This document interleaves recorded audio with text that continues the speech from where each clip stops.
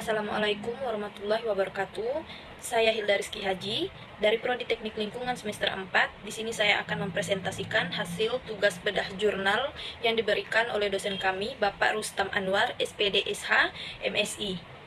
Jurnal yang saya ambil di sini adalah tentang analisis manajemen kebijakan dalam pengelolaan limbah rumah sakit. Rumah sakit merupakan upaya penunjang pembangunan dalam bidang kesehatan sesama pelayanan umum, tempat berkunjungnya orang sakit maupun orang yang sehat, yang memungkinkan terjadinya pencemaran lingkungan, gangguan kesehatan, dan dapat menjadi tempat penularan penyakit.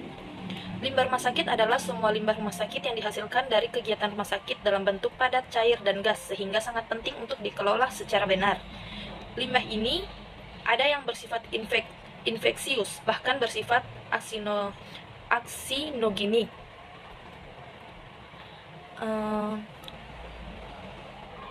Organisasi Kesehatan Dunia atau WHO bersama Departemen Kesehatan pada 1997 pernah melakukan survei pengelolaan limbah di rumah sakit di luar kota Jakarta berdasarkan kriteria WHO pengelolaan limbah rumah sakit.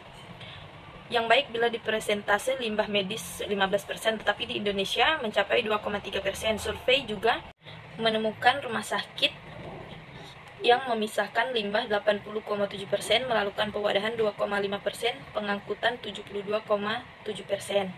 Pada salah satu penelitian didapatkan bahwa sekitar 5,27 orang termasuk 4 juta anak-anak meninggal akibat penyakit yang disebabkan oleh limbah. Pembuangan adalah pilihan dua untuk manajemen dan kadang-kadang termasuk di dalam sebagai beberapa limbah yang sedemikian rupa, sehingga membuang limbah akan menyebabkan banyak masalah pengelolaan limbah, mengacu pada pengumpulan, pengangkutan, pengolahan, dan daur ulang atau membuang sampah. Ini jenis pengolahan limbah yang dihasilkan oleh aktivitas manusia, dan pengelolaan limbah merupakan proses yang efektif mengendalikan dampak pada kesehatan mental dan fisik bagi orang-orang. Dampak limbah rumah sakit tidak hanya berdampak pada masyarakat, tetapi juga pada pegawai rumah sakit. Tingkat keparahan akibat terpapar limbah rumah sakit tergantung durasi dan dosis toksitas limbah. Limbah yang tidak terkelola dengan baik menyebabkan bahaya karena mengandung racun dan bahan kimia berbahaya ke tubuh manusia dengan berbagai cara, yaitu melalui tertelan atau bahan yang dapat tertelan, menghirup, dan menyerap melalui kulit yang terbuka maupun tertutup.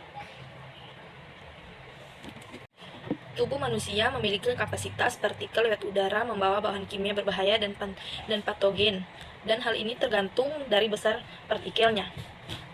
Absorpsi melalui kulit dapat meningkat akibat goresan, luka permukaan kulit yang abrasi pada kaki, tangan, leher, atau area muka. Water soluble toxic chemical dapat diabsorpsi melalui tubuh karena metabolisme tubuh beroperasi terhadap water based chemistry. 1. Luka kecelakaan. Terdapat risiko pada saat menangani, membawa, dan mengangkut sampah medis, sebagai contoh tersusuk jarum, laserasi, regangan pada otot, dan sakit punggung akibat mengangkut. 2. Bahan infeksius. Limbah infeksius mengandung beberapa kuman patogen dan organisme untuk infeksi dan penyakit tidak dibuang secara tepat. Limbah infeksius dapat mentransmisikan penyakit, khususnya jika kuman tersebut menemukan port de entry.